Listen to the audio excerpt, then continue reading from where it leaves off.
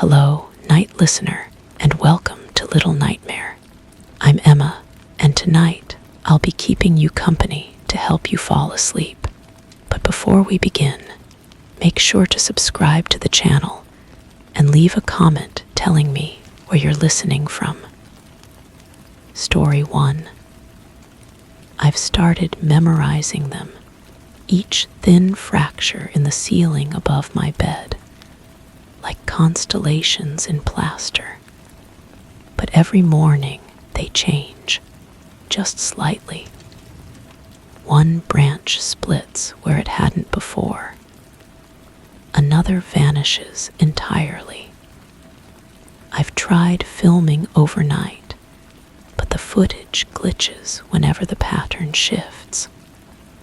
I even drew a diagram. That helped until it started matching the diagram before I updated it. It's learning what I expect to see. And now, when I lie still and stare too long, I think I can hear it adjusting.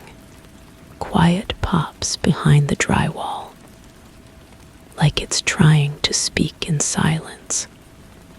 The first crack appeared after I moved into this apartment. A hairline fracture near the corner, barely visible unless you knew where to look. I figured it was settling. Old building, nothing unusual. But each morning brought subtle changes. A millimeter here, a slight curve there. At first, I thought I was imagining things. Memory plays tricks, doesn't it? But then I started photographing them. The photographs never matched what I saw. The camera captured different patterns entirely, as if it were looking at a different ceiling. I'd take a picture of a crack running toward the window, but the image would show it curving toward the door instead. I switched cameras, changed angles, adjusted lighting. Same result. The ceiling was showing me one thing while revealing another to the lens. I began keeping a journal, sketching each configuration by hand. My drawings were crude, but they captured what my eyes saw rather than what the camera recorded. Within a week, I had dozens of variations. The cracks were definitely moving, reshaping themselves while I slept. They formed new patterns, sometimes resembling symbols I couldn't quite identify, other times creating faces that would dissolve before I could fully process them. The apartment felt different now. The air seemed thicker, charged with something I couldn't name. I'd catch myself holding my breath, listening for sounds that weren't quite there. Sometimes I'd hear soft creaking, like old wood settling, but the building was concrete and steel. Other times, there was a faint scratching inside the walls, too rhythmic to be mice, too deliberate to be random. I started staying awake longer, watching the ceiling in the darkness. The cracks weren't visible then, but I could sense them shifting. There was a quality to the silence that felt alive, expectant. I'd lie perfectly still, breathing shallowly, and sometimes I'd catch a glimpse of movement in my peripheral vision. When I turned my head, nothing had changed, but the air would taste different, metallic, like pennies left in rain. The breakthrough came when I decided to trace the cracks with my finger. Standing on the bed, I reached up and followed the longest fracture from corner to corner. The plaster felt warm, almost feverish, and it seemed to pulse gently under my touch. When I pressed harder, the crack widened slightly, revealing a darkness beneath that was deeper than the space between walls should allow. I pulled my hand away, but the warmth remained on my fingertips. They tingled for the rest of the day, and when I looked at them in different light, I could see faint lines etched into my skin, miniature versions of the ceiling's pattern. The lines weren't painful, but they were growing more defined, spreading slowly up my wrist like a living tattoo. That night, I couldn't sleep. Every time I closed my eyes, I felt the ceiling watching me. The sensation was so strong that I kept opening them, expecting to see something staring back. The cracks seemed more pronounced in the darkness, almost glowing with their own dim light. I reached for my phone to take another photo, but the screen showed only static when I pointed it upward. I began to notice other changes. The room's dimensions seemed different in the morning. Walls slightly closer together. The window positioned a few inches to the left. My furniture still fit, but everything felt compressed, as if the space were slowly contracting. I measured the room with a tape measure, but the numbers matched my lease agreement exactly. Yet, I couldn't shake the feeling that I was sleeping in a smaller space each night. The journal became my anchor to reality. I wrote down every observation, every sensation, every change I noticed. But when I reviewed my earlier entries, they described things I didn't remember writing. Events that hadn't happened, at least not the way I'd recorded them. The handwriting was mine, but the words felt foreign, as if someone else were using my hand to document their experiences. I tried sleeping in other rooms, but the ceiling cracks followed me. They appeared in the living room, the kitchen, even the bathroom.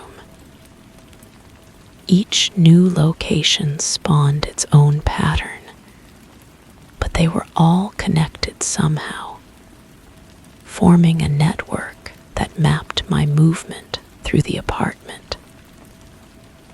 I was being cataloged, studied, traced like a specimen under observation. The sounds became more distinct. What had been subtle creaking evolved into something like whispers, not words I could understand, but rhythms that felt familiar. Sometimes I'd catch myself humming along, only to realize I was reproducing sounds I'd never heard before. The melody felt ancient, like something that had been waiting in the walls for someone to discover it. I stopped inviting people over. How could I explain that my ceiling was rearranging itself? That my apartment was somehow smaller each day? That I was growing patterns on my skin that matched the cracks above my bed? They'd think I was losing my mind, and perhaps I was. But the evidence was there, recorded in my journal, etched in my flesh, captured in photographs that showed impossible geometries. The final change came gradually.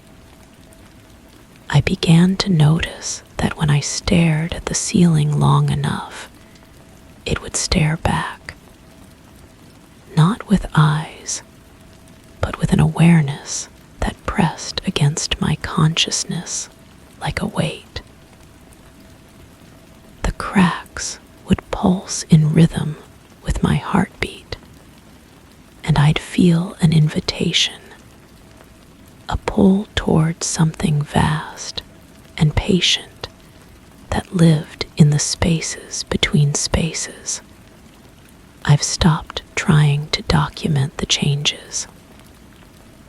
The journal writes itself now, filling with observations in my handwriting that I don't remember making. The photographs show rooms that don't exist, corridors that stretch beyond the walls of my apartment. And the cracks have spread beyond the ceiling, creating a web of connection that encompasses everything I can see. I understand now that I was never studying the cracks.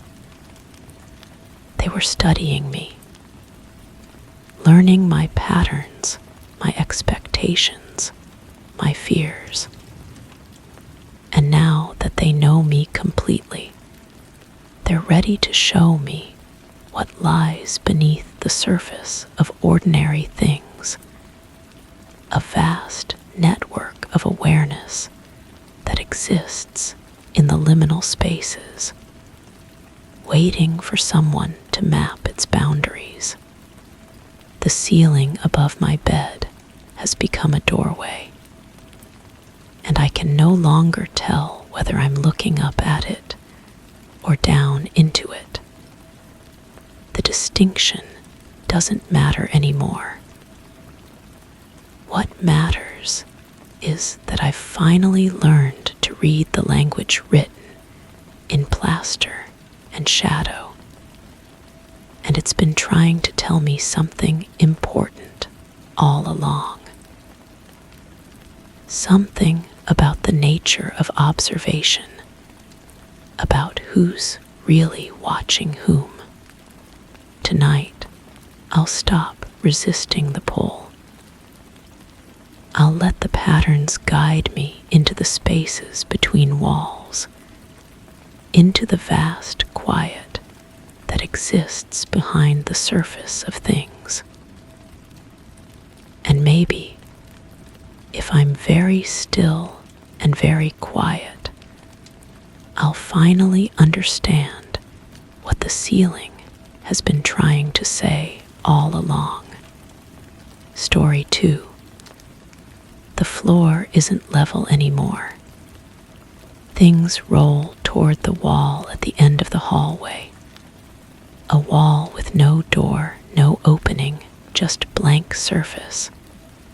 I didn't notice the slope until I dropped a pencil and watched it spin across the boards, straight toward that spot. I've checked the blueprints. That space isn't on them. It doesn't belong to any other unit either. But sometimes I hear footsteps inside it, not walking, just pacing, heavy, deciding. The wall feels warm now, like a secret getting restless. I don't think the house wants to keep hiding that room anymore. The sound starts as a whisper.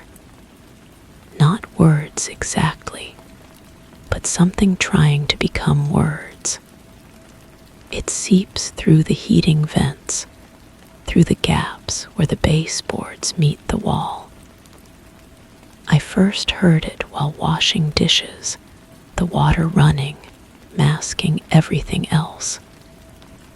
When I turned off the faucet, silence rushed back too quickly.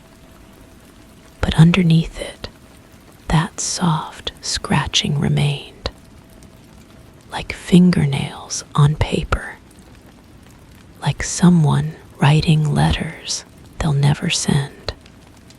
I began keeping a notebook. Every sound, every shift in temperature, every time something rolled toward that wall.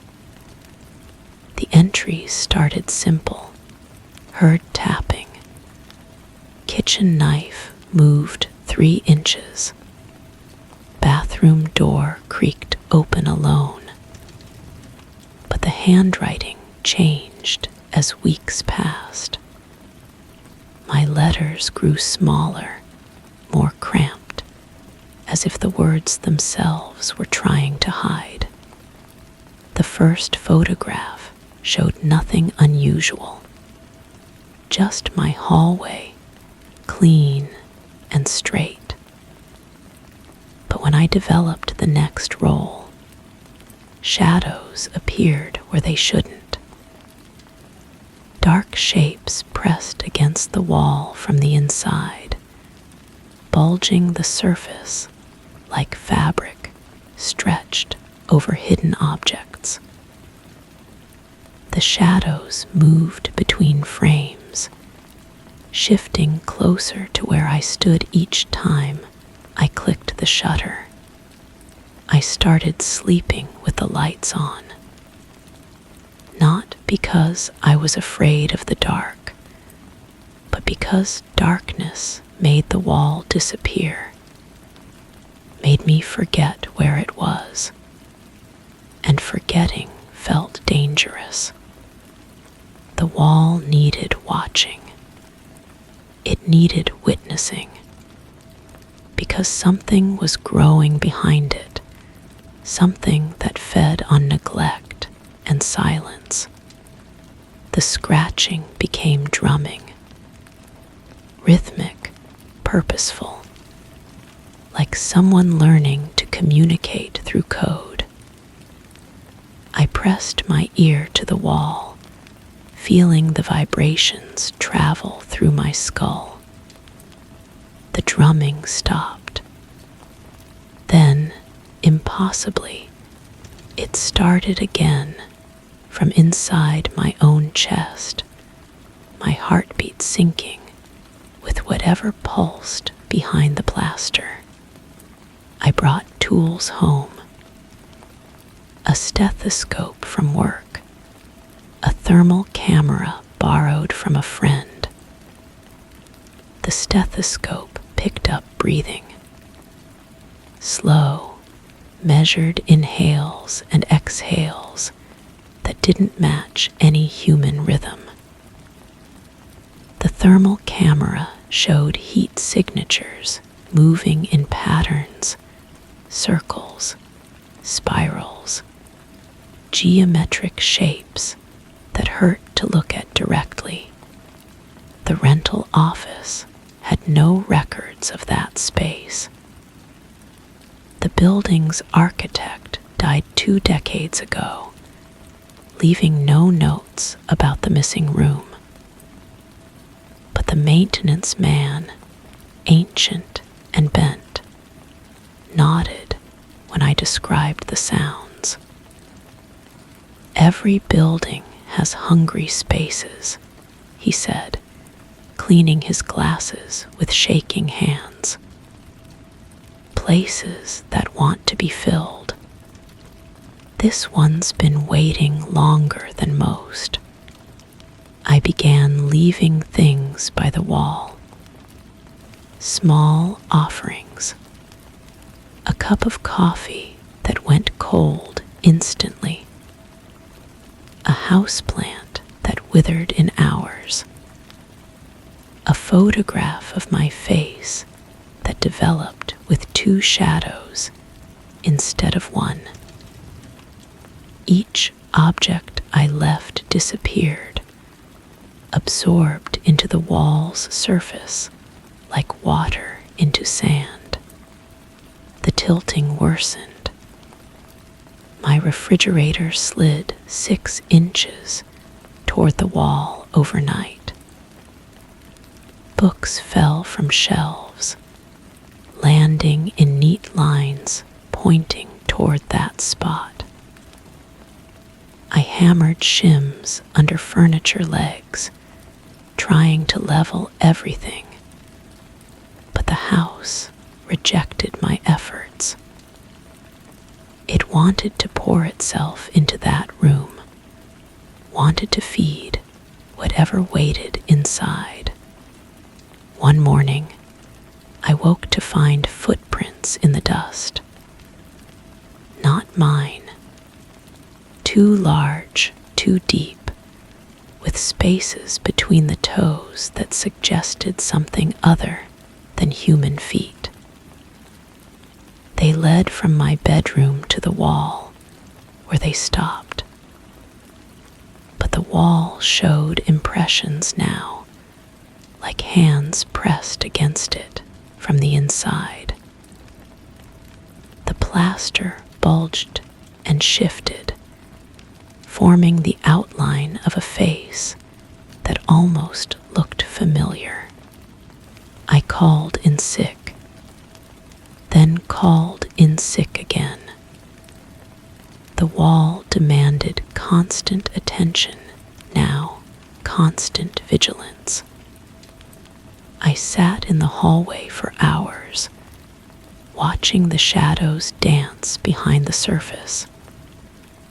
They moved faster when I looked away, slower when I stared directly, like a predator testing the alertness of its prey.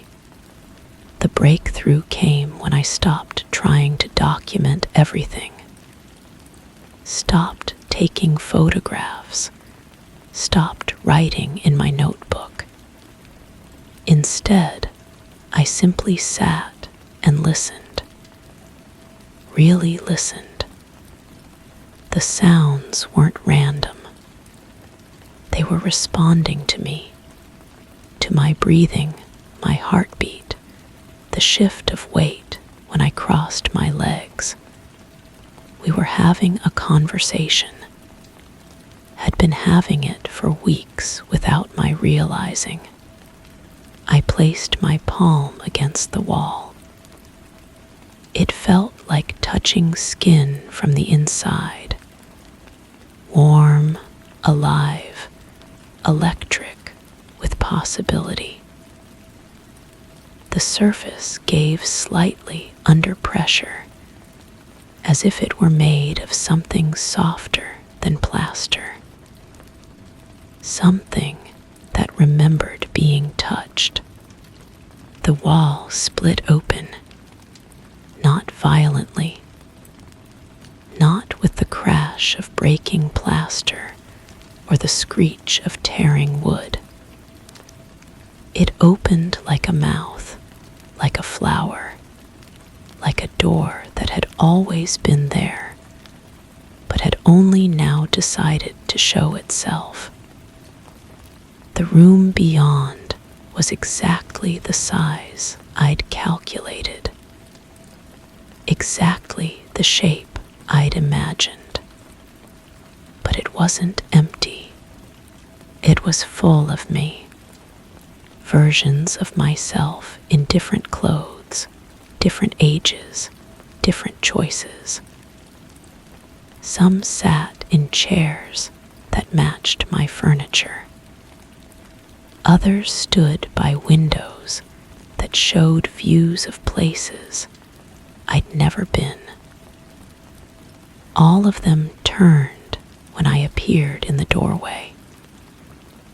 All of them smiled with my smile, but their eyes held knowledge I didn't possess. "You're late," said the one nearest the door. She wore the dress I'd bought, but never had the courage to wear. "We've been waiting." I stepped inside, and the door closed behind me. Not disappeared, closed. I could still see the seam where it met the wall, could still feel the handle under my palm. But when I turned it, nothing happened. The door had become decoration, a memory of escape painted on the surface. The room was exactly the right size, exactly the right temperature. My footsteps echoed perfectly, creating the sounds I'd been hearing all along. I was the source of my own mystery, the answer to my own question. The wall hadn't hidden this room. It had protected everyone else from it.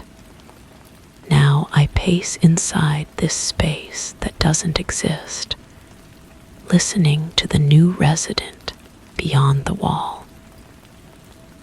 They've just noticed the tilt of their floor, the way objects roll toward my hiding place. Soon, they'll start keeping a notebook. Soon, they'll begin leaving offerings. Soon, they'll discover that the room they're seeking isn't empty at all.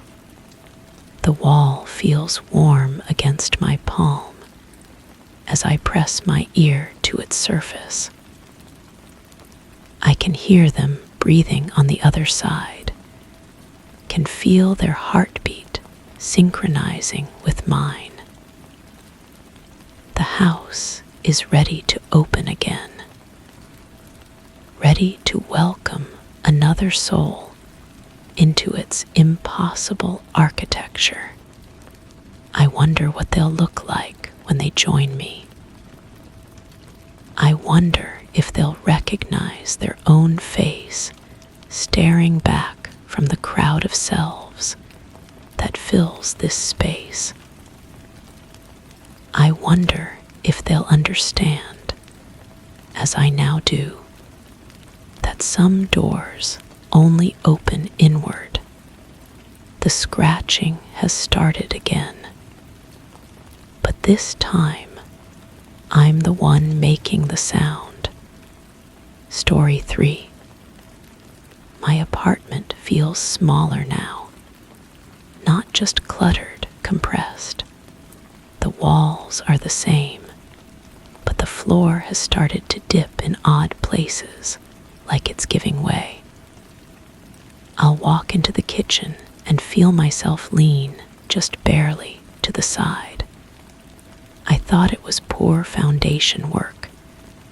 Then I noticed something stranger. Objects near the floor shift positions overnight. Rolled socks, a fallen pen, an old book. They move away from the dips, as if clearing space.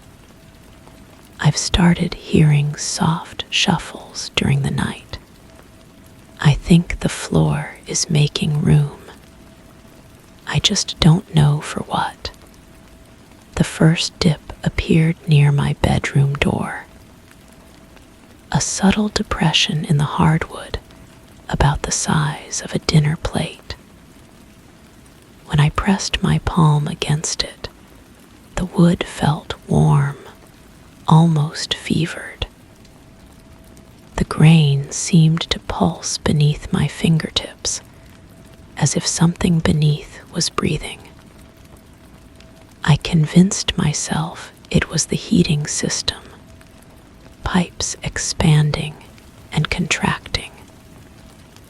But the warmth followed a rhythm that didn't match any mechanical system I knew. I started documenting everything. Photographs of the depressions, measurements with a ruler, notes about which objects moved and when. The camera struggled to capture the dips properly. They appeared shallower in pictures, almost non-existent. But my feet knew better. Every step across them sent a shiver up my spine, like walking over something alive, but hidden. The shuffling sounds grew more distinct. Not footsteps exactly, but something dragging across the floor underneath. I pressed my ear to the wood and heard a wet, sliding sound, like flesh against rough surfaces. The sound moved in patterns, circling the depressions, then spreading outward. I recorded it with my phone, but the audio came out as static with occasional low hums that made my teeth ache. More objects began migrating.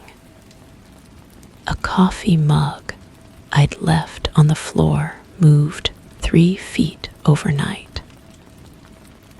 My slippers arranged themselves in a perfect line against the far wall. Even dust seemed to avoid the dips, leaving clean circles that grew wider each day. I swept the floor obsessively, but the patterns returned, more defined each time.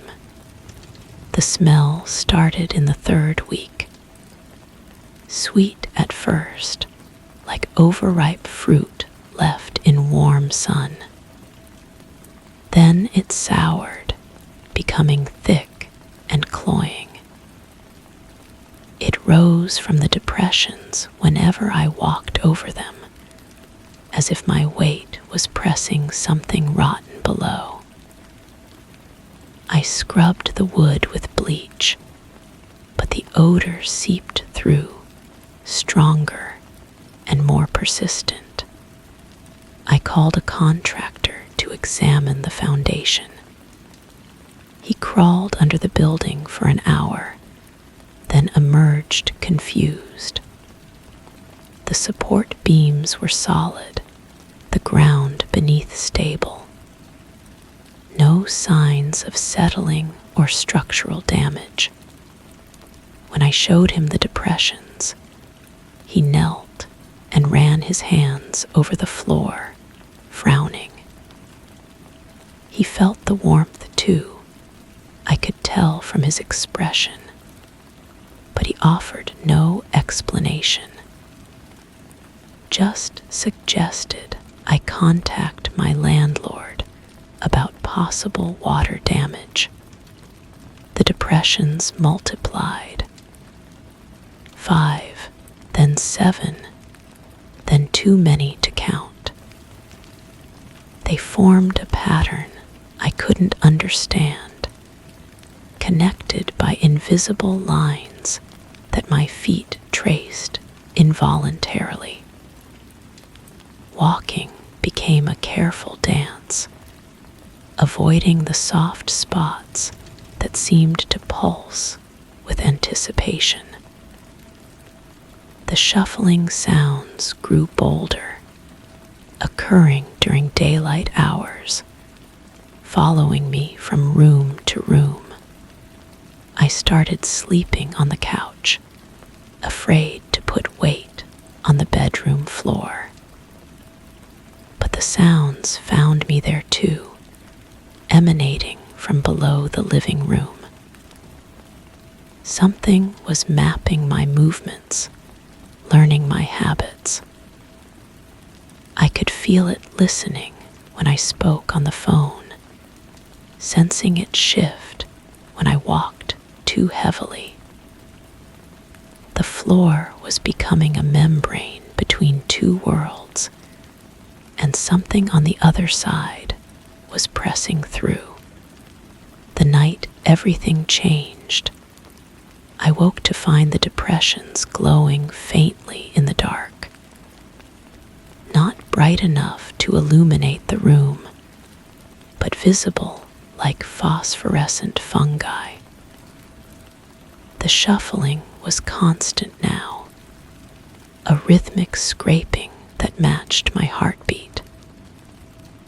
I grabbed my phone to record, but the screen flickered and died. The smell intensified, sweet rot mixing with something metallic and warm. I stood frozen as the largest depression began to stretch, wood fibers separating like healing skin in reverse. The glow intensified, revealing glimpses of something pale and wet beneath. Not breaking through, not yet, but testing the boundaries, seeing how far the floor would give. The shuffling sound became a whisper, words I couldn't understand, but somehow felt in my bones. I ran to the window, desperate to escape, but stopped when I saw my reflection in the glass.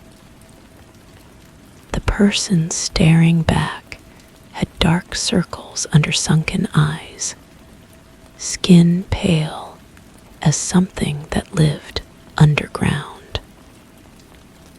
How long had I been changing?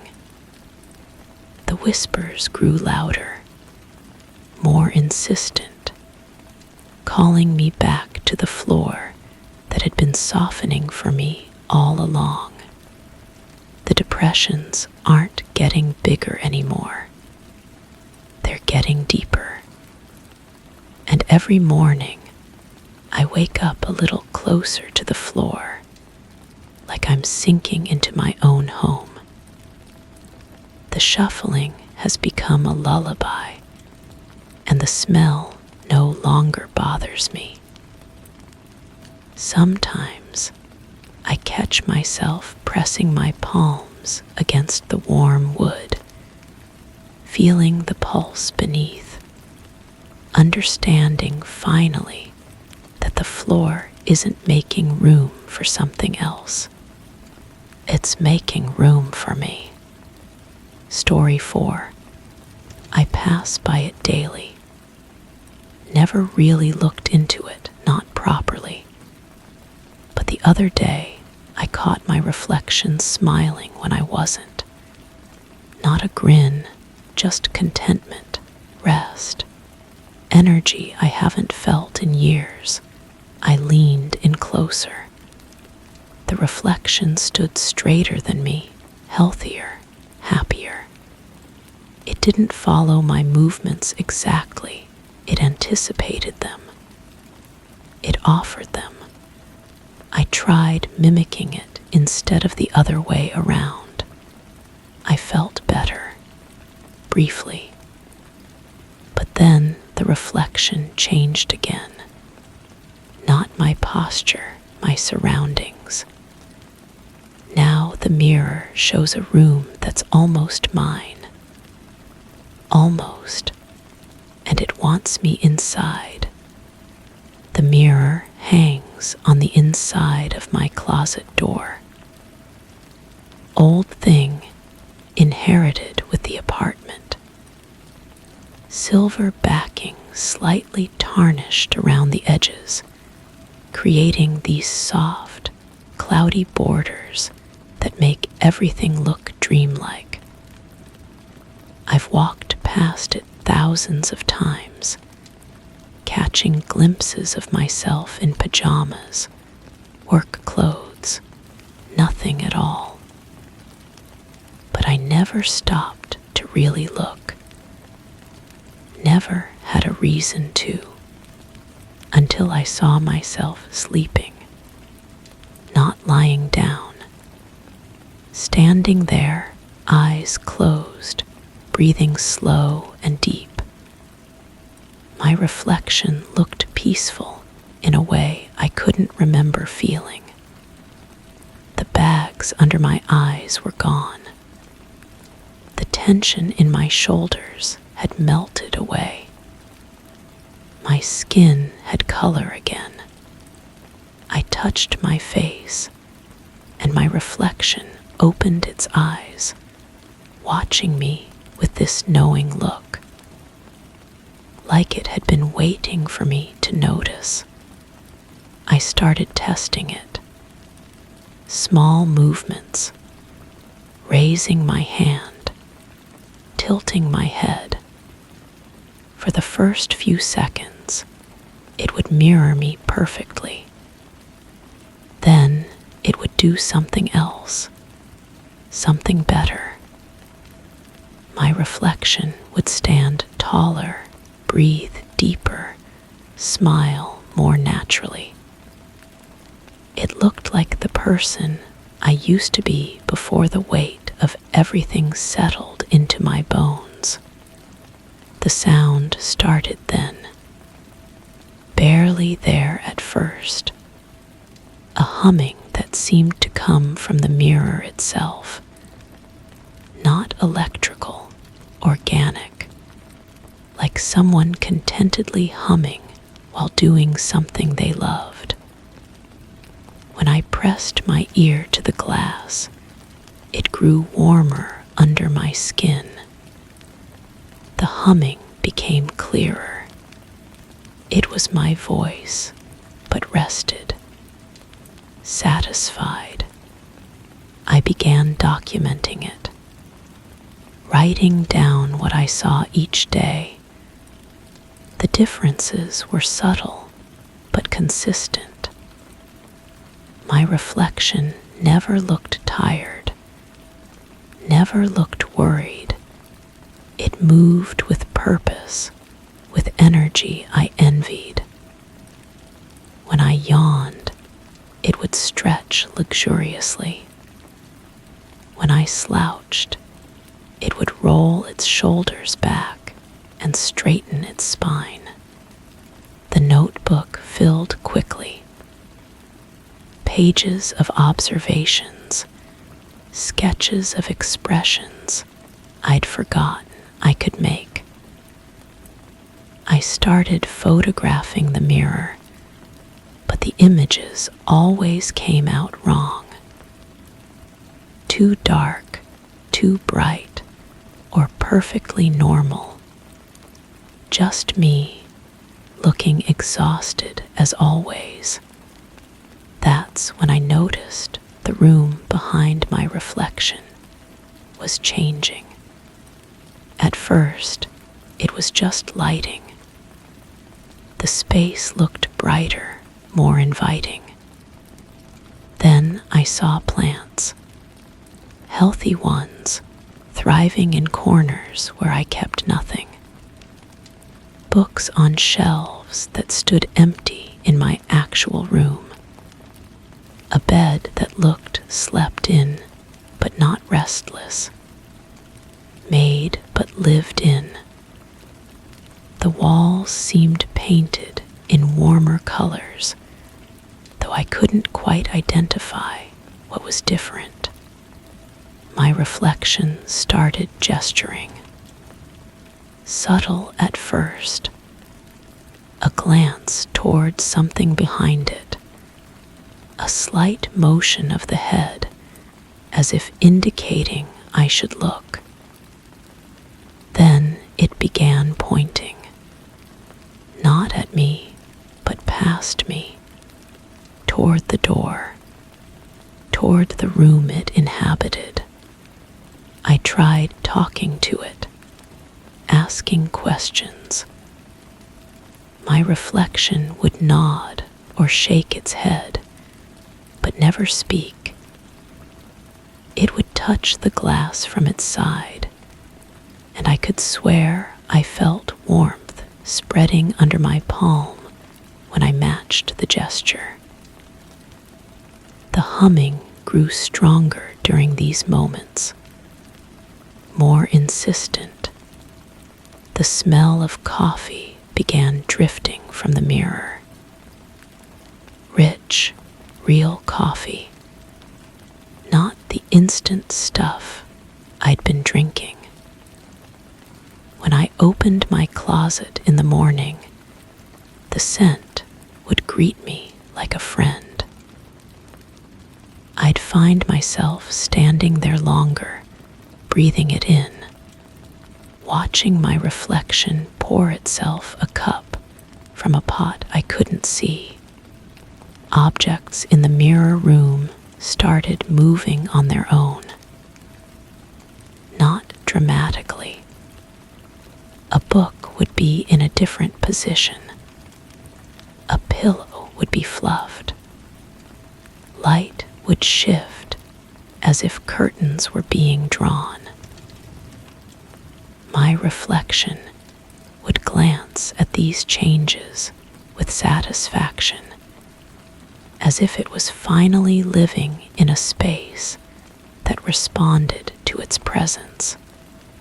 I began spending more time in front of the mirror, not looking at myself, but looking into that other room, that better room. My reflection would sit in a chair I didn't own, reading books I'd meant to read, eating meals that looked nourishing instead of hastily grabbed. It looked like it was living my life, but correctly. The humming changed to whispering, too soft to understand, but the rhythm was conversational, like someone talking to themselves while working. Comfortable, familiar. My reflection's lips weren't moving, but the sound was definitely coming from its side of the glass. I started pressing my whole body against the mirror. The glass was always warm now, almost body temperature.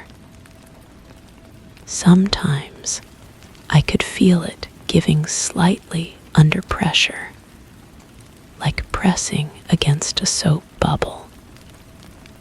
The whispering would grow excited during these moments, encouraging. My reflection began showing me things, holding up books I'd been meaning to read, pointing to corners of its room where light fell in patterns I'd never noticed in mine. It would touch its face, its hair, its clothes, and I could feel the sensations echoing faintly on my skin, as if we were sharing experiences across the glass. The room in the mirror was becoming more real than my own. I could see details that didn't exist in my space. A window that looked out onto trees instead of the brick wall I actually faced. Soft rugs where I had bare floor.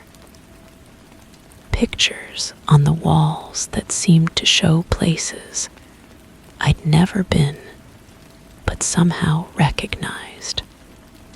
I stopped eating regularly. Sleep became secondary. I would stand in front of the mirror for hours, watching my reflection live a life I wanted. It would eat with appetite, sleep deeply, move with purpose. The whispering became more insistent, more welcoming. My reflection started reaching toward me, not just touching the glass, but pressing against it with its entire body. The surface would ripple slightly, like water disturbed by a stone. The humming turned to calling, still wordless, but unmistakably invitation. I began to understand what it wanted, what it was offering. The mirror room wasn't just showing me a better version of myself. It was showing me where I belonged, where I could be rested, where I could be whole. The glass started to warm my skin even when I wasn't touching it. The scent of that other room began filling my actual space. Coffee, fresh air, the smell of clean sheets, and sunlight. My reflection would stand at the edge of the glass, hand extended, waiting. I documented everything until my handwriting became illegible. The observations turned into pleas, descriptions of how much better I felt when I was close to the mirror, how the world on the other side looked like home in a way my actual home never had. The last entry I could write clearly was simple. It's time. I pressed my hand against the glass. This time, it didn't resist. The surface felt like warm honey, accepting my touch. My reflection smiled and pressed back from the other side. The whispering became a song, welcoming, loving. I pushed harder. The glass gave way around my hand, then my wrist. The sensation was incredible, like sinking into the perfect bath, like being embraced by someone who understood everything about you. My reflection grasped my hand and pulled gently. The mirror room was everything I'd seen and more. The air felt clean. The light was soft but energizing. Every surface seemed designed for comfort. My reflection helped me through, and I felt immediately better, rested, restored. But when I turned to look back at my old room, I saw something that made my blood freeze. Someone was standing in my space. Someone who looked exactly like me, but tired, defeated, hollow. They were pressing their face against the glass, mouth moving in silent panic. My reflection was gone. I was the reflection now. And the person in my old room was trying desperately to get my attention, to warn me about something. But I couldn't hear them through the glass, could only watch as they grew more frantic, more desperate. The humming started again. Behind me, from deeper in the mirror room, I turned to find the source. was nothing there, just more rooms stretching back into comfortable darkness. The humming was calling me deeper, away from the glass, away from the person who looked like me, who was still pressing against the barrier, still trying to communicate something urgent. I took a step toward the sound, then another. The humming grew warmer, more welcoming. Behind me, I could feel the person in my old room growing more desperate. But the mirror room was so peaceful, so right, and I was so tired of being tired. The humming wrapped around me like a blanket, like sleep, like forgetting.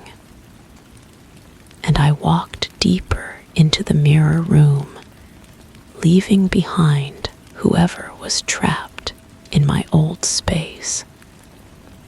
They would understand eventually.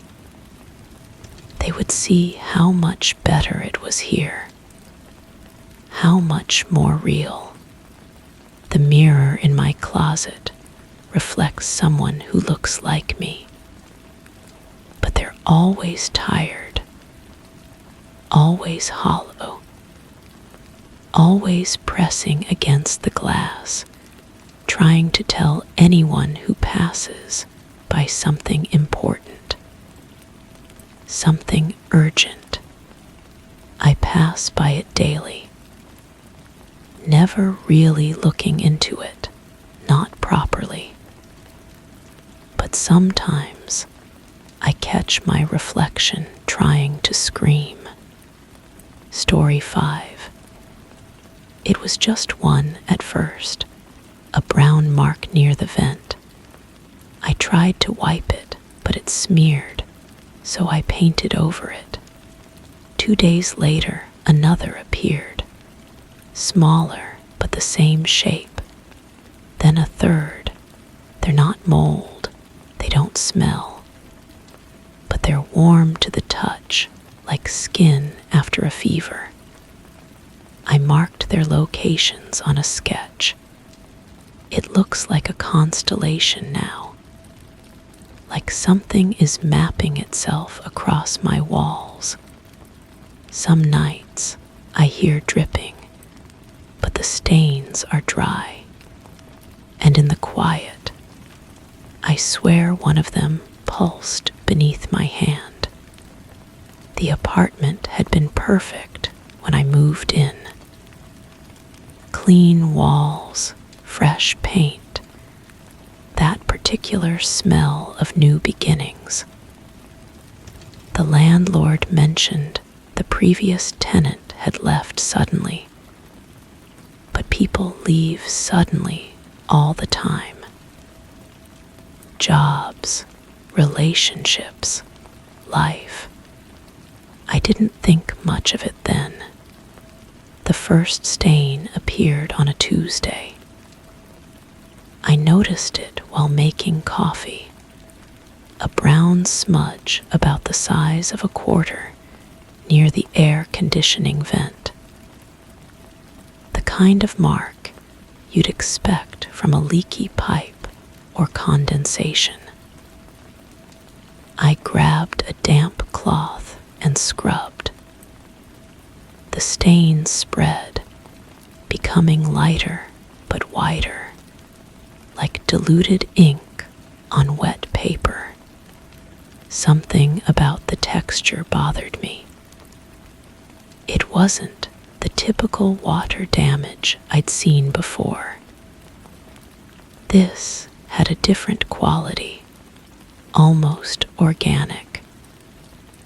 When I pressed my palm against it, the wall felt warmer than the surrounding surface. Not hot, but body temperature.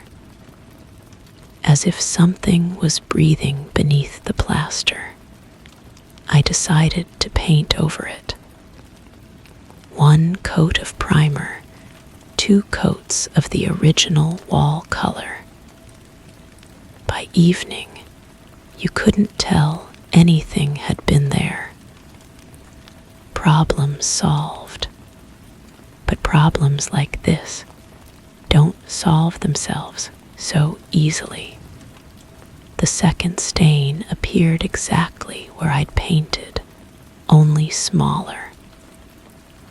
A perfect circle, darker than the first. I stared at it for a long time, my coffee growing cold in my hands. Paint doesn't just disappear. Stains don't resurface through fresh layers unless there's something underneath pushing through. I grabbed a magnifying glass from my desk drawer.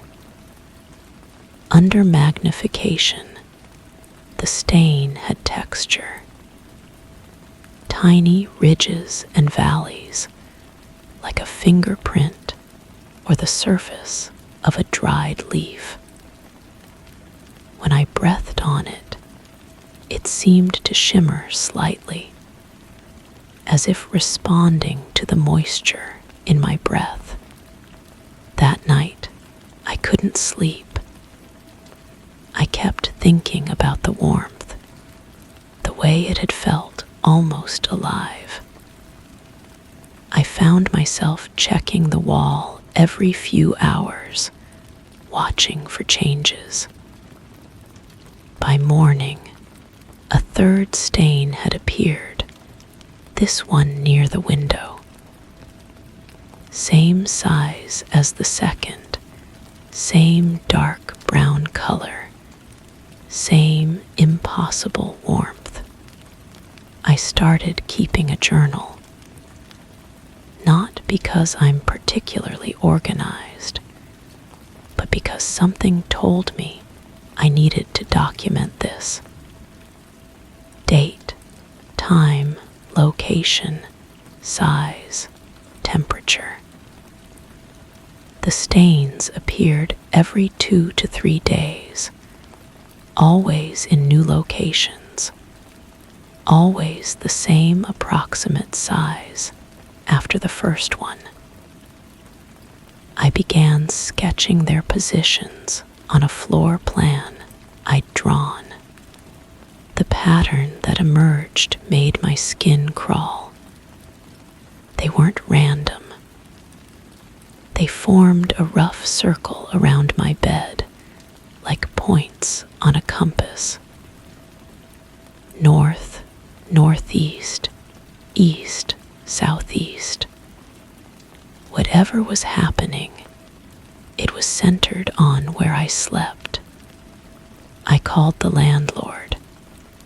He seemed genuinely surprised, even concerned. He'd never had issues with water damage in that unit. The building was relatively new. The pipes all recently updated. He offered to send someone to check for leaks, but I found myself declining. Something inside me whispered that a plumber wouldn't find anything wrong with the pipes. The sounds started during the 3rd week. A soft dripping, barely audible, like water hitting fabric. I'd wake up and lie still, listening. The sound seemed to come from inside the walls themselves, moving slowly from one stain to the next. But when I investigated, running my hands along the wall, everything was completely dry. I bought a moisture meter. The readings were normal everywhere except directly over the stains. There, the device gave inconsistent readings, fluctuating wildly between between bone dry and oversaturated. I pressed the probe harder against the wall, and for just a moment, I felt something give way beneath the surface.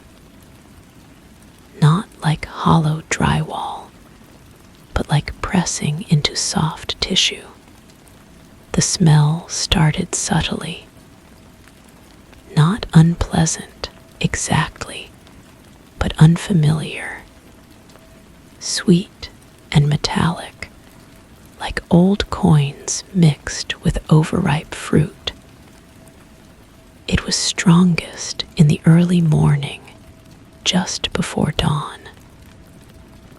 I'd wake up with the taste of copper in my mouth, and that smell filling my nostrils. I began sleeping in the living room, but it didn't help. The stains continued appearing, now spreading beyond the bedroom. They followed me. Kitchen, bathroom, hallway. Always maintaining that same circular pattern, just expanding outward. By the 5th week, I had 17 stains marked on my diagram. The pattern was unmistakable now. They formed concentric circles, like ripples in a pond. And at the center of each circle, where my bed had been, the wall had started to bulge slightly. Just a few millimeters, but enough to catch the light differently. I decided to cut into the wall. The knife went through the paint and plaster easily, too easily. Instead of hitting the expected drywall, it sliced through something that felt like wet leather. A thin, dark fluid seeped out, not quite blood, but similar in consistency. It was warm and had that same metallic sweet smell that had been haunting my mornings. I stumbled backward, knife clattering to the floor. The cut I'd made was healing. Actually healing. The edges were pulling together like wounded skin, and within minutes, there was only a faint line where the incision had been. My hands shook as I picked up the knife. I needed to know what was behind the wall. This time, I made a longer cut, deeper. More of the dark fluid leaked out, and I could see something moving beneath the surface. Not mechanical movement, but organic, rhythmic, like breathing. I pressed my face closer to the opening. The smell was overwhelming now, making me dizzy. Through the gap, I could see what looked like tissue. Wet, pink tissue threaded with dark veins. It pulsed gently, consistently, like a heartbeat. That's when I heard the whisper. It wasn't coming from the wall. It was coming from inside my own head, but in a voice that wasn't mine. Low, urgent, almost pleading. I couldn't make out words, but the tone was clear. It wanted something. It needed something. I backed away from the wall, but the whisper followed me. It grew louder, more insistent. Other voices joined it. until my skull felt full of overlapping conversations in a language I didn't recognize, but somehow understood. They were hungry. They had been hungry for so long. I ran to the bedroom, threw clothes into a suitcase, and headed for the door. But my hand froze on the doorknob. The whispers had stopped. The apartment was completely silent, except for my own ragged breathing. I turned around. Every stain on every wall was glowing.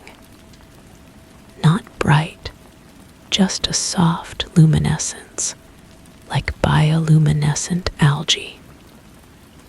They pulsed in unison, a slow, steady rhythm that matched my heartbeat. As I watched, new stains began appearing. Not slowly over days, but right before my eyes. Dozens of them, spreading across the walls like a rash. The bulge in the bedroom wall was growing. Whatever was behind the plaster was pushing through, stretching the surface like skin over a growing tumor. The whispers returned, but now I could understand them clearly. "Thank you," they said. "Thank you for letting us in." I realized with horrible clarity that I had been feeding them. My sleep, my dreams, my presence. Every night I'd spent in this apartment, they'd been drawing something from me, growing stronger. And now they were strong enough to break through. I grabbed the doorknob again, twisted it. The door wouldn't budge. I threw my shoulder against it, kicked it, pounded on it with my fists. Nothing. The whispers had become laughter, soft and patient. The wall in the bedroom split open with a wet, tearing sound. What emerged wasn't anything I could properly describe. It was the color of old blood and moved like water. But it had substance, weight. It flowed across the floor toward me, and where it touched, the hardwood began to warp and bubble. I pressed myself against the door, but I could feel it growing warm behind me. The stains were spreading there too, I realized. They were on every surface now, multiplying exponentially. The entire apartment was becoming something else, something alive. The thing from the wall reached my feet. It was warm, almost hot, and when it touched my skin, I felt a sharp, tugging sensation, like something was being pulled out of me, not painfully, but persistently. I looked down and saw my own reflection in its surface, but distorted. My face was older, thinner, as if years were being siphoned away. That was 6 months ago. I never left the apartment. I couldn't. The door sealed itself permanently that night, becoming just another stretch of wall. But I don't mind anymore. The whispers have become familiar, comforting even. They tell me about the others who lived here before me, who fed them, who became part of them. The stains don't bother me now. They're beautiful in their way. They pulse with the rhythm of my heart, and I pulse with theirs. We're becoming synchronized, unified. Soon, I think, there won't be any distinction between us. New stains appear regularly. They're preparing for the next tenant, the next source of nourishment. I've learned to help them, to guide the patterns, to make sure they're ready. Sometimes I hear footsteps in the hallway outside, a door opening, closing, someone new moving in next door. The whispers get excited when this happens. They remind me how it felt to be fresh, unaware, full of life to share. I press my ear to the wall we share, and I can hear them sleeping. Their breathing is so deep, so peaceful, so nourishing. The stains are starting to appear on their side now. Just one at first, a brown mark near their vent, but they'll multiply. They always do. Story 6. There's a flicker across the floor sometimes, not from a lamp or the window. A moving glint that dances just at the edge of vision. I thought it was a phone screen, maybe something shiny. But when I checked, there was nothing. I started following the reflections. They lead to empty space, bare floors, blank walls. But the light bounces as if hitting glass. Sometimes it moves up the wall, pausing midair like it's tracing the surface of something invisible.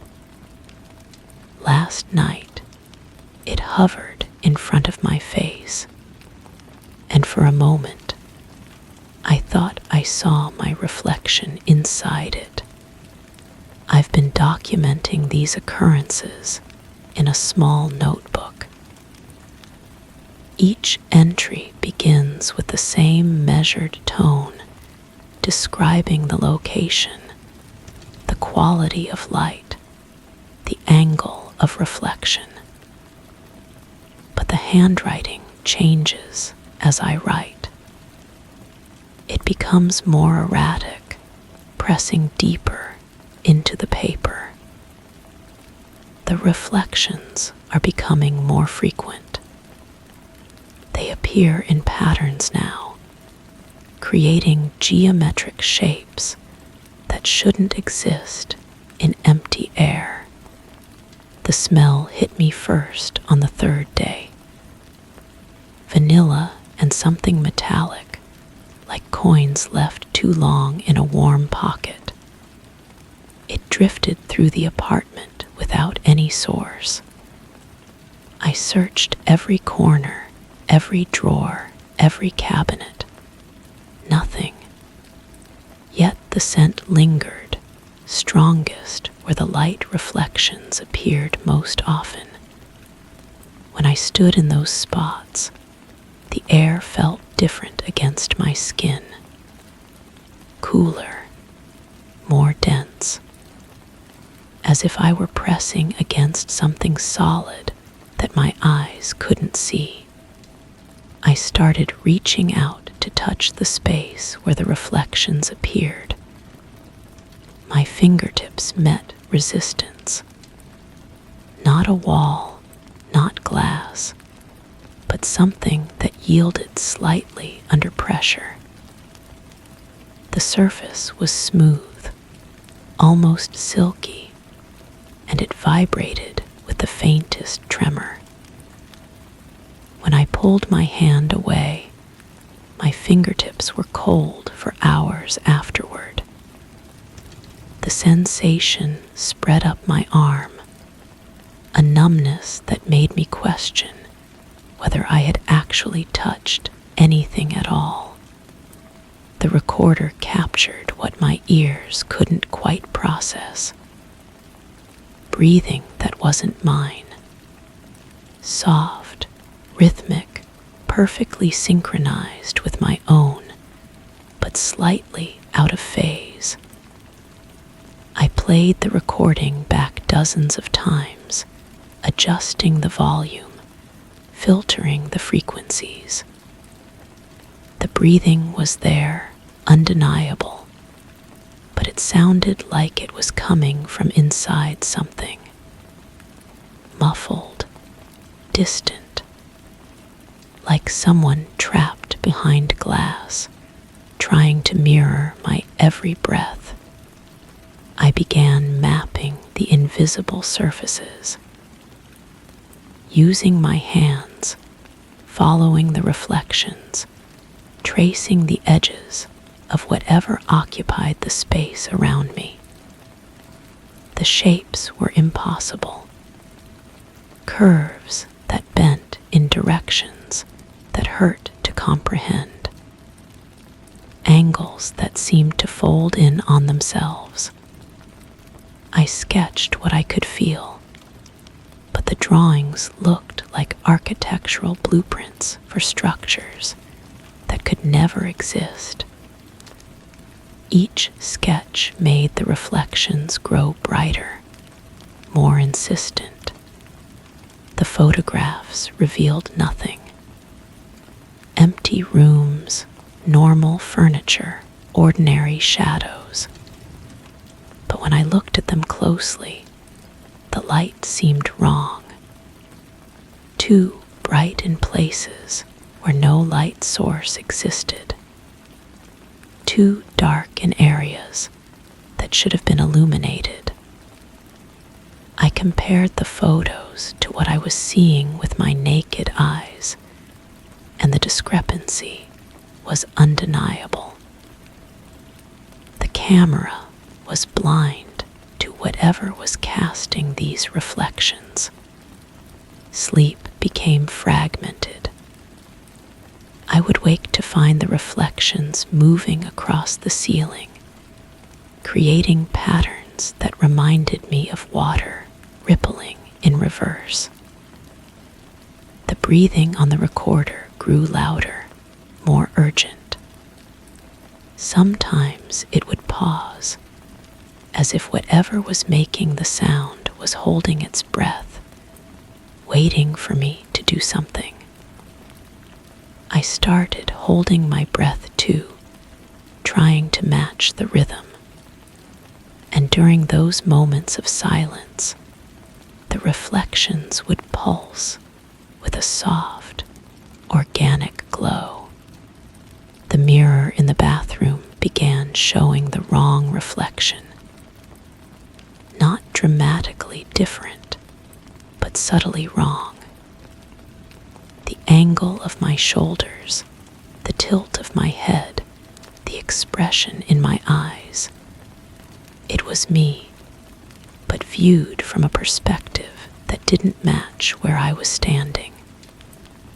When I moved, the reflection followed with a delay, as if it were copying my movements rather than mirroring them. I covered the mirror with a towel, but the reflections on the walls showed the covered mirror reflecting something else entirely. I stopped eating. The invisible surfaces had grown larger, more numerous. I could feel them pressing against me from all sides, forming a maze of unseen barriers that forced me to navigate my own apartment like a stranger. The vanilla scent had turned sour, acidic. It burned my nostrils and left a taste like copper pennies on my tongue. The breathing on the recorder had multiplied. Dozens of synchronized breaths, creating a chorus of hidden observers. The breaking point came when I saw myself in the reflection that wasn't there. Not in a mirror, not in a window, but in the empty air itself. I was standing in the kitchen, reaching for a glass, when I saw my hand moving through space that should have been empty.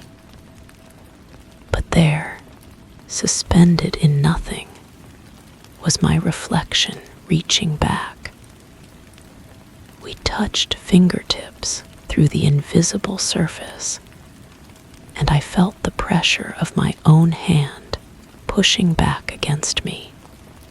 The sensation was electric, terrifying, and impossibly intimate. I was touching myself through a barrier that existed only in the space between what was real and what wasn't.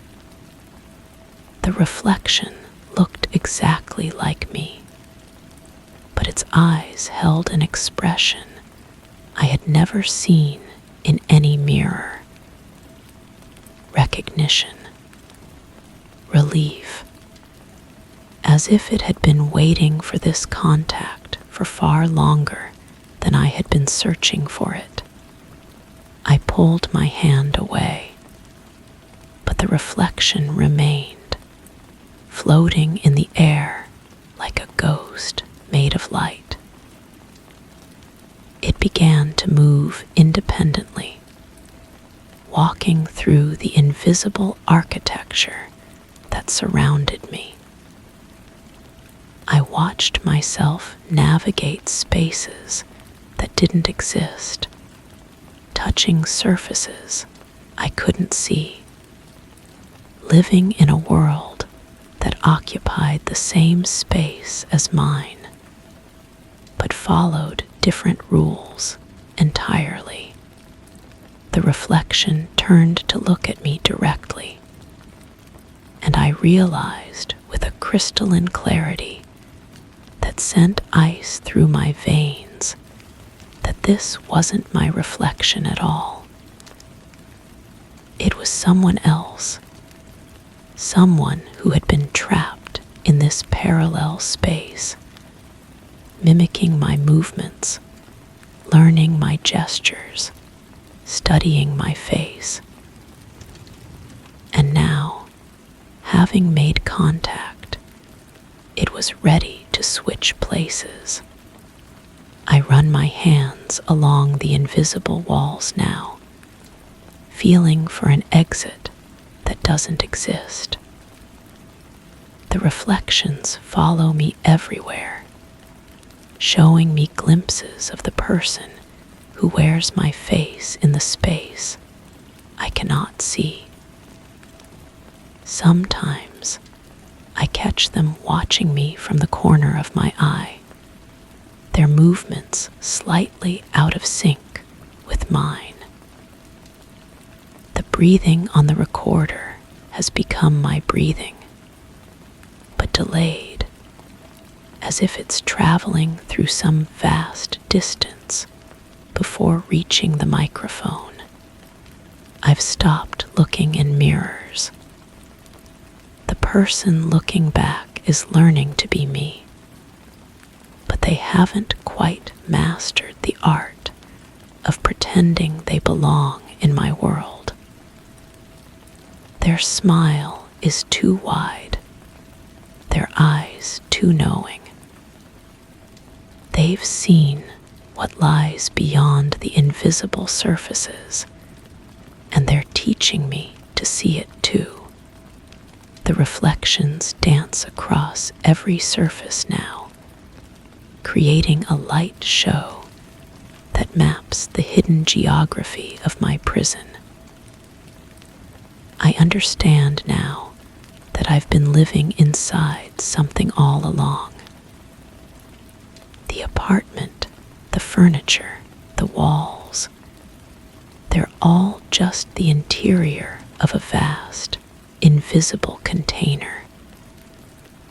And somewhere outside, in the real world, my reflection is walking free, wearing my face, living my life. I press my palms against the unseen barriers and feel them pulse with warmth. The person I've become is learning to breathe in sync with the hidden chorus. Soon, I think, I'll understand how to navigate this invisible architecture, how to touch the surfaces that exist only in the spaces between light and shadow, how to speak the language of reflections. But I wonder, as I trace these impossible geometries with my fingertips, whether the person who took my place is leaving reflections of their own in the world outside, whether someone else is beginning to notice the light that bounces off things that aren't there, whether they're starting to document the anomalies, reaching out to touch the empty air, feeling the first cold touch of recognition. The cycle continues.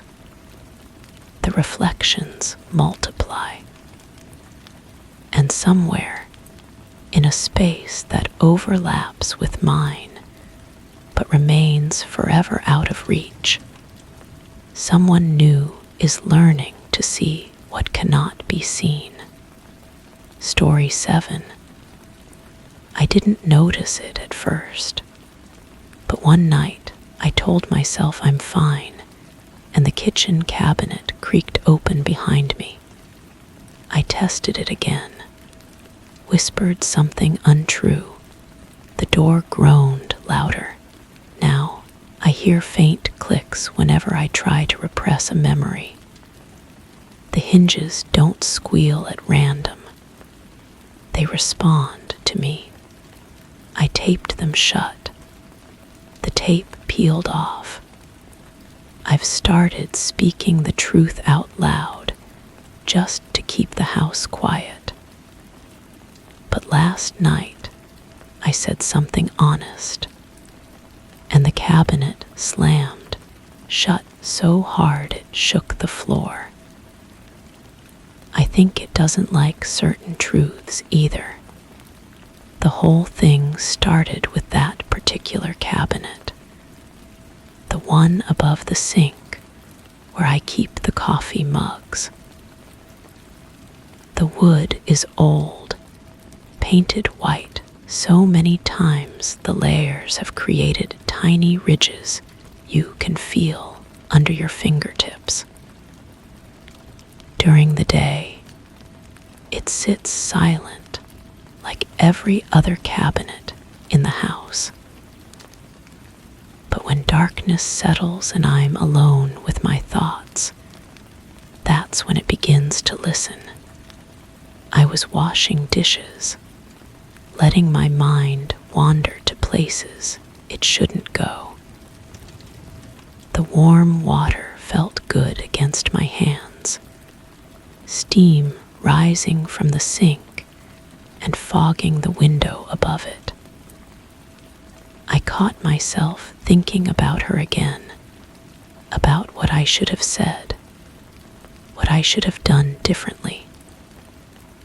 The familiar weight of regret pressed against my chest, and I whispered the lie I'd been telling myself for months. It wasn't my fault. The cabinet door swung open with a slow, deliberate creak. Not the quick snap of a loose latch, drawn-out groan of wood and metal protesting against movement. I stared at it, soap suds dripping from my hands back into the sink. The interior was dark, shadowed despite the kitchen light directly above. My coffee mugs sat there, innocent and still, as if nothing had happened. I reached up and closed the door, pressing it firmly until the latch clicked. The sound echoed in the quiet kitchen, sharper than it should have been. I returned to the dishes, but my hands were shaking now, ripples disturbing the surface of the dishwater. That night, I sat at the kitchen table with a notebook, pen poised above a blank page. The cabinet loomed in my peripheral vision, its white surface catching the overhead light in a way that made it seem to pulse gently. I decided to test my theory, though part of me hoped I was wrong. I had a good day, I said aloud, knowing full well it had been terrible. The hinges responded immediately, a soft, metallic whine that made my teeth ache. The door drifted open, revealing the dark space within. I wrote down the time, the lie I'd told, the cabinet's response. My handwriting looked shaky on the page. I closed the door again and waited. Then I spoke the truth. I feel completely alone. The cabinet remained silent, sealed tight, but the temperature in the kitchen seemed to drop, as if the house itself was holding its breath. Over the following days, I documented everything.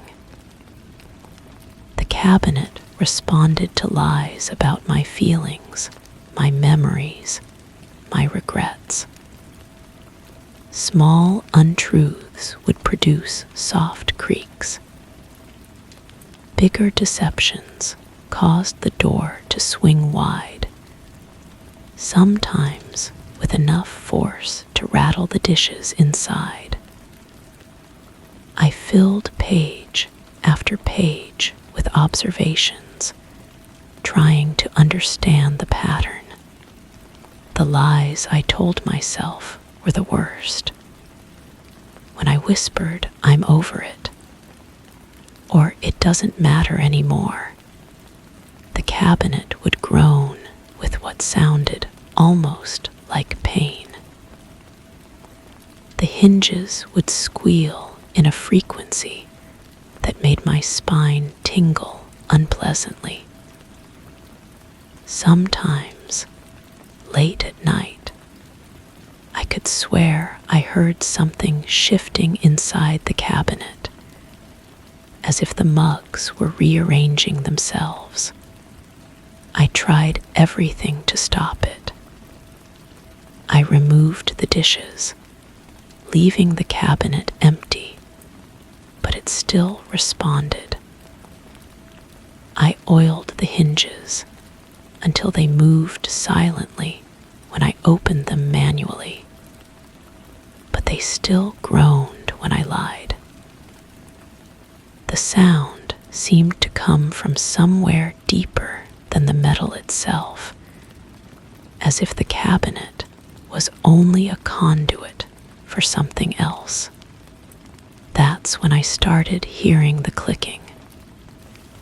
Soft at first, like a pen being clicked rhythmically in another room.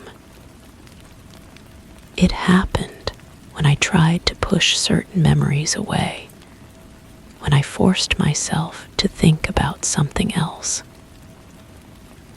The clicking would start in the walls, moving from room to room, always staying just at the edge of my perception. I followed the sound one evening, pressing my ear against the walls, trying to locate its source. The clicking led me back to the kitchen, back to the cabinet. When I placed my palm against its surface, I could feel a subtle vibration, like a heartbeat through wood. The tape was a desperate measure. I sealed the cabinet door with layer after layer of clear tape, creating a barrier that looked almost surgical under the kitchen light. For one blessed night, the house was quiet. I slept better than I had in weeks, but I woke to the sound of tape peeling away, a slow, deliberate tearing that echoed through the house. I found the strips curled on the floor beneath the cabinet, their adhesive side covered in a fine dust that hadn't been there before. The door hung open, and inside, something had changed. The mugs were arranged differently, facing outward instead of with their handles turned toward the front. I started speaking the truth aloud, hoping it would satisfy whatever was listening. I miss her terribly. I dream about her every night. I can't forgive myself for what happened. The cabinet stayed closed, but the house felt different. The air seemed thicker, charged with an energy I couldn't name. The clicking stopped, but other sounds took its place. Footsteps in the hallway when I was alone.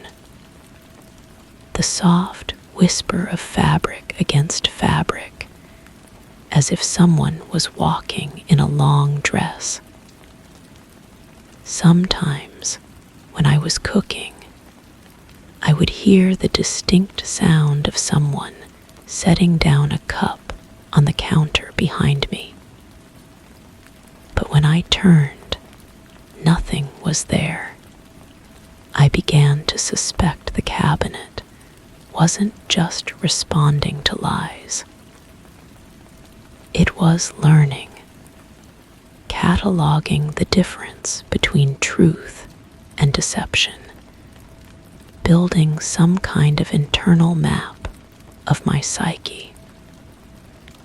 The thought terrified me more than the supernatural aspects of the situation.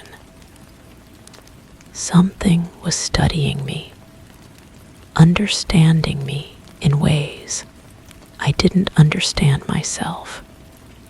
Last night, I made a decision. I sat at the kitchen table with my notebook, pen in hand, and decided to tell the ultimate truth, the one I'd been avoiding since this all began. The cabinet was closed, silent, waiting. The house around me felt expectant, as if every surface was listening. I caused the accident, I said, my voice barely above a whisper. I was driving. I was angry, not paying attention. It was my fault she died. The cabinet didn't creak. It didn't groan. Instead, it slammed shut with such violence that the entire kitchen shook. Dishes rattled in other cabinets. The light above flickered. A spider web of cracks appeared in the cabinet door, radiating outward from the latch. But that wasn't the worst part. The worst part was the sound that came after the slam. A single, clear note, like a bell ringing in the distance. It seemed to come from inside the cabinet, but also from somewhere much further away. The note held for several seconds, then faded, leaving behind a silence that felt heavier than before. I approached the cabinet slowly, my heart hammering in my chest. The cracks in the door were deep, revealing the raw wood beneath layers of paint. When I touched the surface, it was warm, almost feverish. The wood seemed to pulse under my fingertips, as if something alive was trapped inside. I tried to open the door, but it wouldn't budge. The latch moved freely, but the door itself felt sealed, as if it had become part of the wall. I pulled harder, bracing my feet against the counter, but it was useless. The cabinet had closed itself permanently, sealing away whatever truth it had been guarding. That was yesterday. Today, I notice other changes. The clicking has returned, but now it follows me everywhere. It's in the walls, in the floorboards, in the space between sounds. When I try to remember her face, the clicking grows louder, more insistent. When I attempt to recall the exact moment of the accident, it becomes a steady rhythm, like a metronome counting down to something I can't comprehend. The cabinet remains sealed, its cracked door a constant reminder of the truth I finally spoke. But I'm beginning to understand that the cabinet was never about lies or truth. It was about consequences. And some consequences, once acknowledged, can never be undone. The house knows what I did. The walls have heard my confession. And now, when I lie awake at night, I can hear something new in the silence. The soft sound of someone walking in the hallway, getting closer to my bedroom door. The footsteps are familiar, patient, inevitable. I think she's finally coming home. Story 8. I live alone. I know every inch of this space, but one corner, just near the back window, feels wrong. Not in a haunted way, in an ownership way.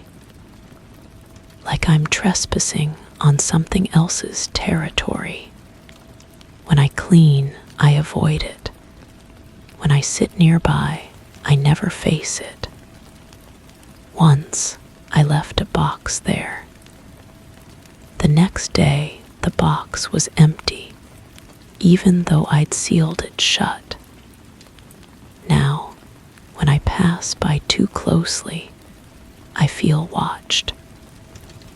Not maliciously, but with quiet expectation, like something is patiently waiting for me to acknowledge that I was never supposed to stand there.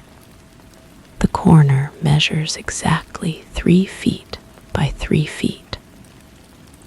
I've measured it countless times, always getting the same result. But when I stand inside it, the space feels larger. My arms can stretch wider than they should. My shoulders don't touch the walls when they ought to. The sensation is subtle, like wearing clothes that are one size too big, but only in that specific spot. I started keeping a journal about it. Small observations, nothing dramatic. The way dust settles differently there, forming perfect spirals instead of random clusters. How the afternoon light bends at an impossible angle, casting shadows that point toward the center of the room instead of away from the window. The temperature drops 2 degrees when I approach, though my thermostat shows no change. The scent began on a Tuesday. Vanilla and cedar, warm and inviting, completely out of place in my sterile apartment. I searched for the source. No candles, no air fresheners, no flowers. The smell originated from the corner itself, strongest at floor level, dissipating as I moved away. I documented everything, measuring the scent's radius, noting its intensity throughout the day. By Thursday, the smell had changed. Still vanilla, but now mixed with something metallic. Copper pennies and sweet cake batter. My mouth watered despite the wrongness of it. I found myself lingering near the corner during meals, drawn by an appetite I couldn't name. The journal entries became more frequent. I began sketching the corner from different angles, trying to capture what felt so alien about it. In my drawings, the walls curved where they should be straight. The window frame warped slightly, as if the glass was bending reality around it. When I compared my sketches to photographs of the same space, nothing matched. I installed a small camera, pointing it directly at the corner. The footage showed nothing unusual during the day. But at night, when the room was dark, the corner appeared brighter than the rest of the space. Not illuminated by any visible light source, but somehow more present, more solid than the surrounding walls. The whispering started during the second week. Not voices, exactly. More like the sound of pages turning, or fabric rustling against fabric. I could only hear it when I sat perfectly still, holding my breath. The moment I moved or exhaled, the sound stopped. I began spending entire evenings motionless, listening to the corner's quiet conversations with itself. I tried placing objects there again. A plant, a lamp, a chair. Each item disappeared within hours, not stolen or broken, but simply absent. The corner would be empty again, as if it had never held anything at all. I started leaving more valuable things. A watch, a book, a photograph. They vanished just as completely, leaving no trace they had ever existed. The reflection in the window began changing. At first, I thought it was my imagination. But when I stood in the corner and looked at the glass, my reflection appeared to be standing somewhere else entirely. The background wasn't my apartment, but a space I'd never seen before. Wooden floors instead of carpet, different furniture, different walls. I was still me, but I was standing in someone else's home. I documented this phenomenon obsessively. Screenshots, videos, detailed descriptions. But when I reviewed the evidence later, everything looked normal. The reflection showed exactly what it should show. My apartment, my furniture, my walls. The other space existed only in the moment of looking, vanishing the instant I tried to record it. The corner began affecting my sleep. I would wake facing it, even when I'd fallen asleep, turned away. My dreams were filled with the sensation of standing in that 3-foot space, but the space was enormous, endless, a cathedral of corners stretching in all directions. I would walk through corner after corner, each one identical to mine, each one occupied by someone else who didn't belong there. I stopped inviting people over. The few friends who visited couldn't see what I saw. They walked through the corner without hesitation, sat in chairs placed there, leaned against the walls. To them, it was just another part of the room. But I watched their faces as they moved through the space. Their expressions would blank for a moment. Their eyes would lose focus, and they would quickly step away without seeming to realize they'd done so. The journal now filled 3 notebooks. Hundreds of pages of observations, sketches, measurements, theories. I had documented every anomaly, every strange sensation, every impossible detail. But reading through my notes, I realized I was describing something that shouldn't exist. A corner that was larger inside than outside. A space that belonged to someone else. A piece of reality that had been misplaced. I began to suspect I was losing my mind. But the evidence was too consistent, too detailed, too real. The corner was changing me, or I was changing it. The boundary between what was mine and what belonged to it had started to blur.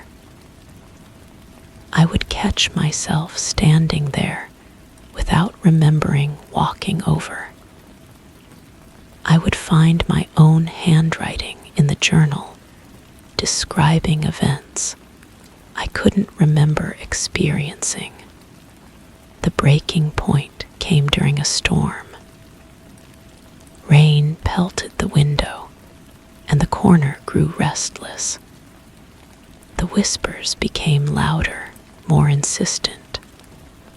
The vanilla scent intensified until it was overwhelming, sickening. I watched the walls pulse slightly, breathing with a rhythm that didn't match my own heartbeat. The reflection in the window showed not just a different room, but a different person. Someone who looked like me but wasn't me, standing in my corner, writing in my journal, living my life. I reached toward the window, trying to touch the other version of myself. My hand passed through the glass as if it were water. The other person reached back, and for a moment, our fingers touched. The sensation was like touching myself, but wrong. Cold where I was warm, solid where I was soft, real where I was becoming something else. The corner pulled me in, not physically, but essentially.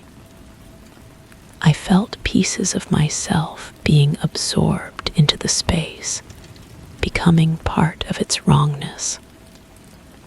My thoughts scattered and reformed in patterns that weren't mine. My memories mixed with experiences I'd never had.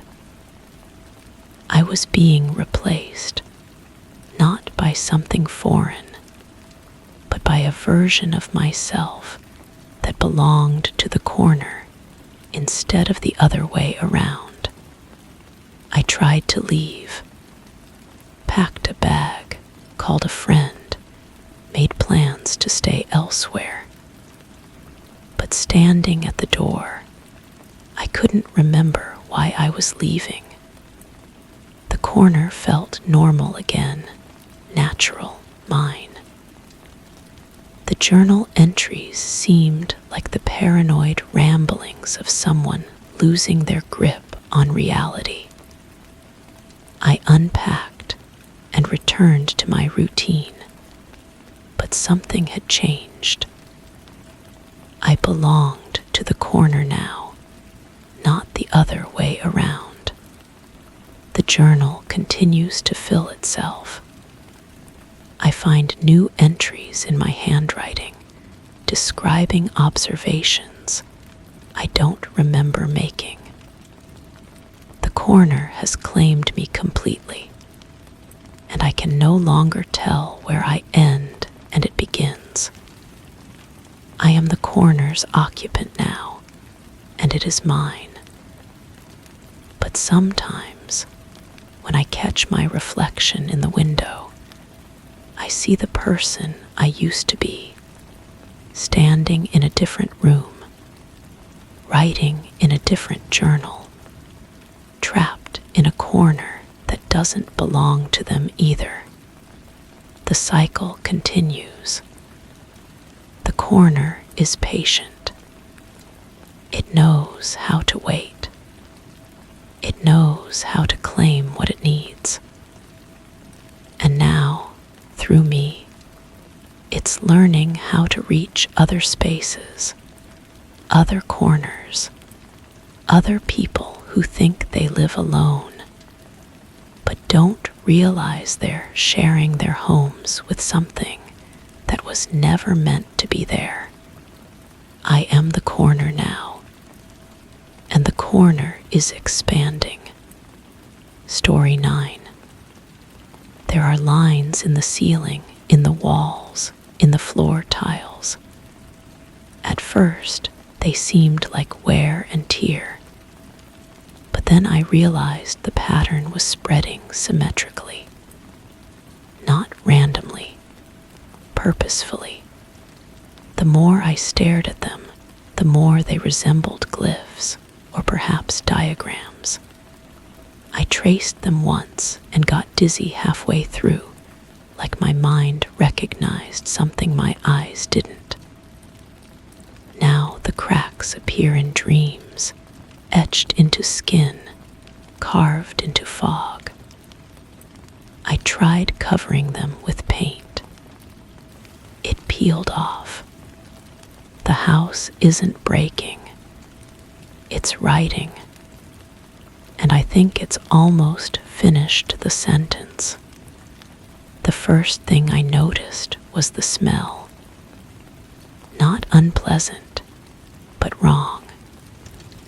Like copper pennies mixed with fresh rain, even though the windows were closed and the sky was clear.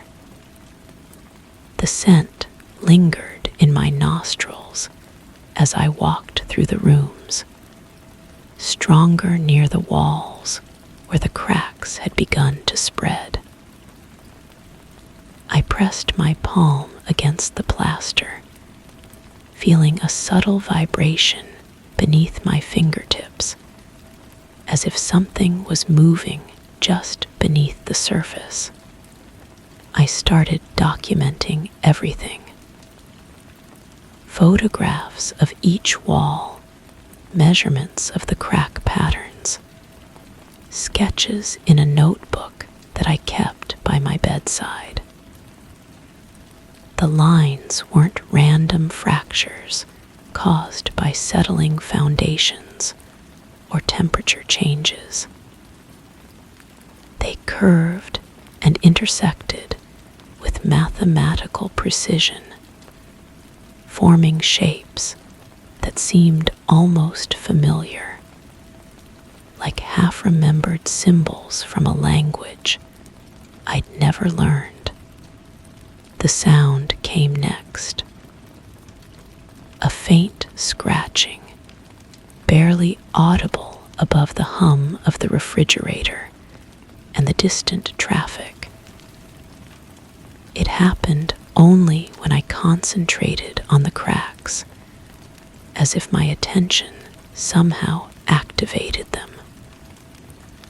I pressed my ear against the wall and heard it more clearly, a methodical scraping, like fingernails on wood, but coming from inside the walls themselves.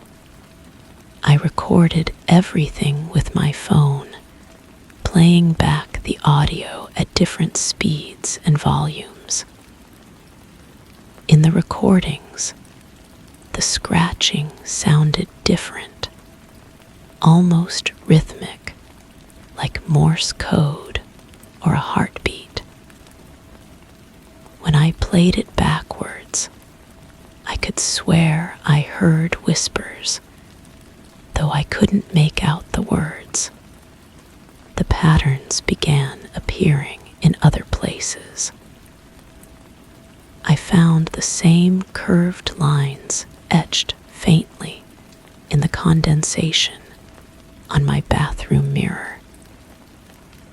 They showed up in the frost on my car windshield, melting away before I could photograph them. I started seeing them in coffee stains on my desk, in the way shadows fell across the floor, in the grain of the wooden table where I ate my meals.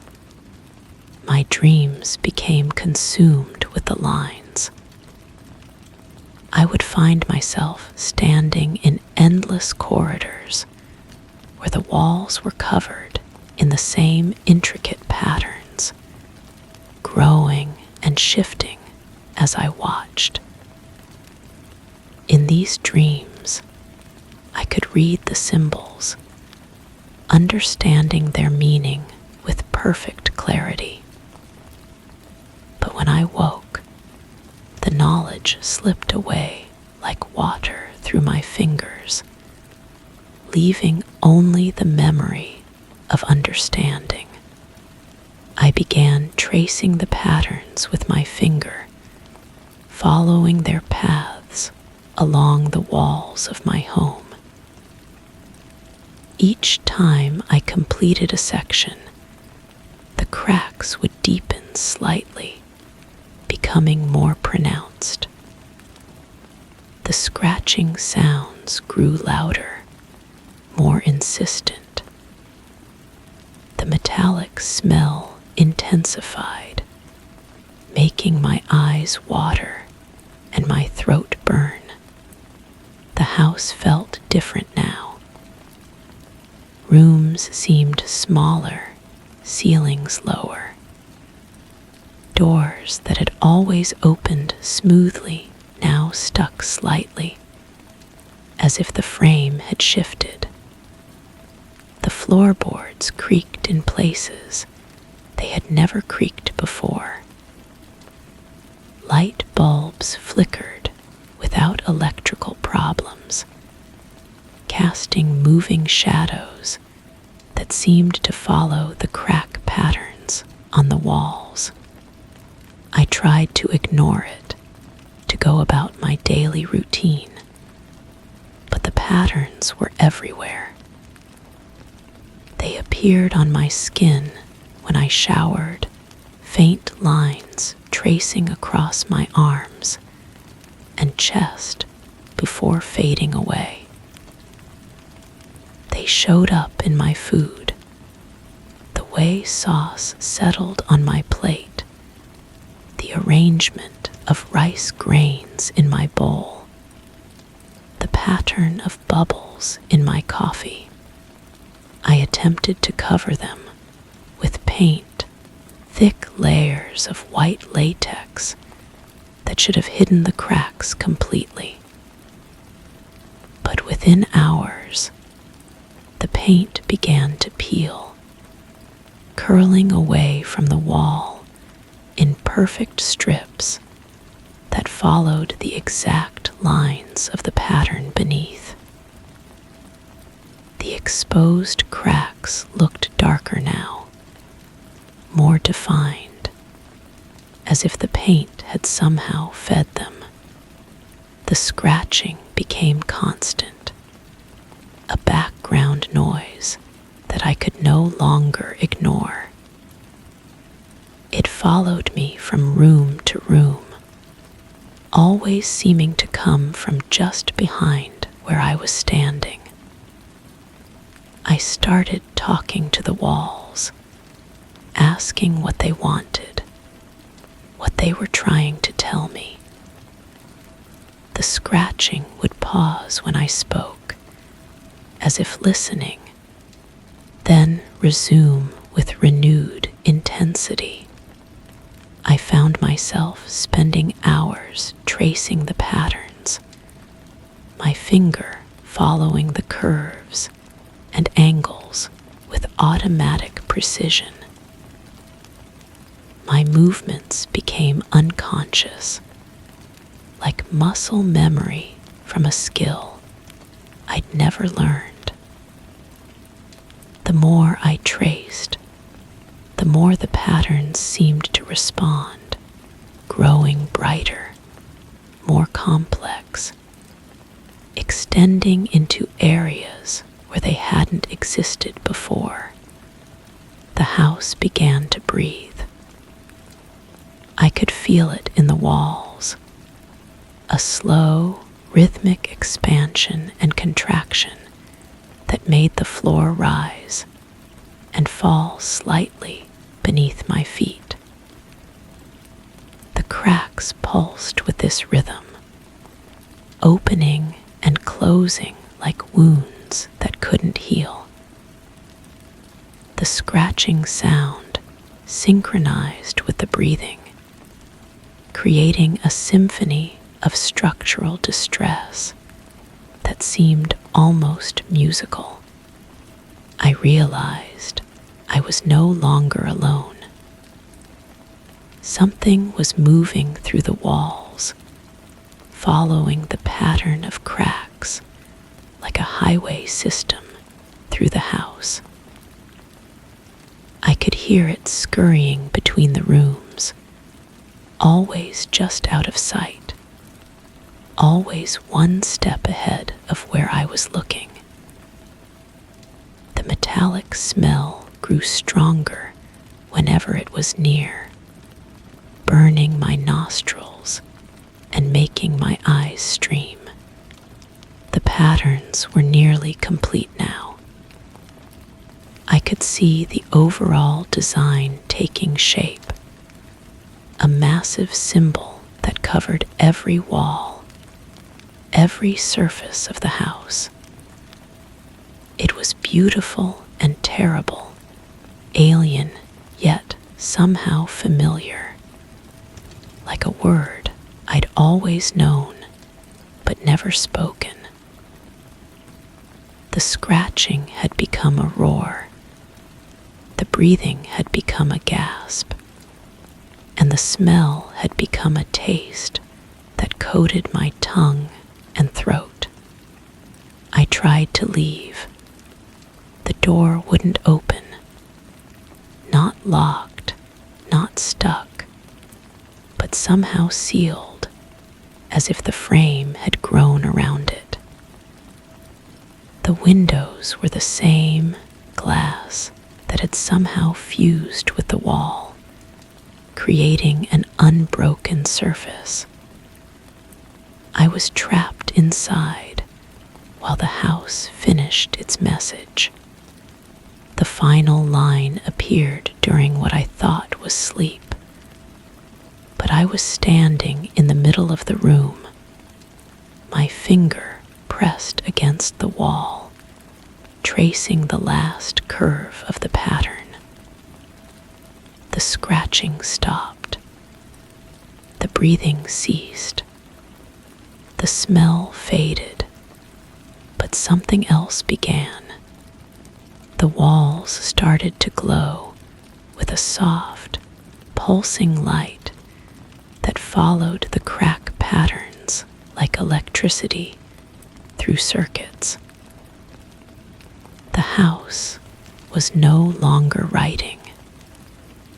It was speaking, and I was the only one left to hear what it had to say. I understand now that I was never meant to leave.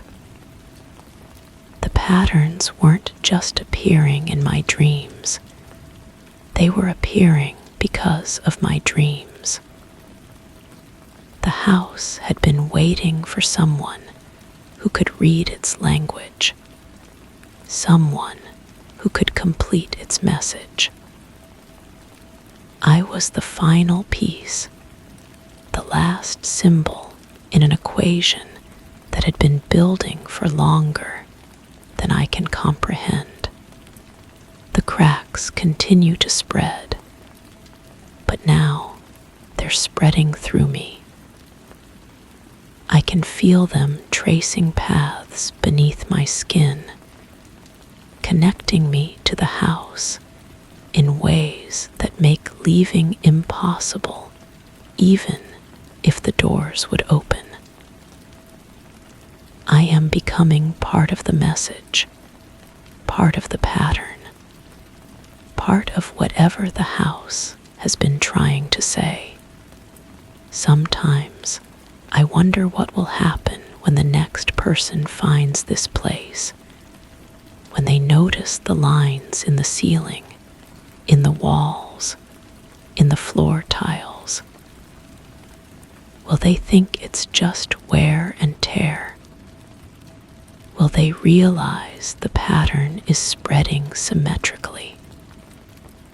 Will they understand, as I did, that the house isn't breaking, it's writing, and now I know what it's trying to say.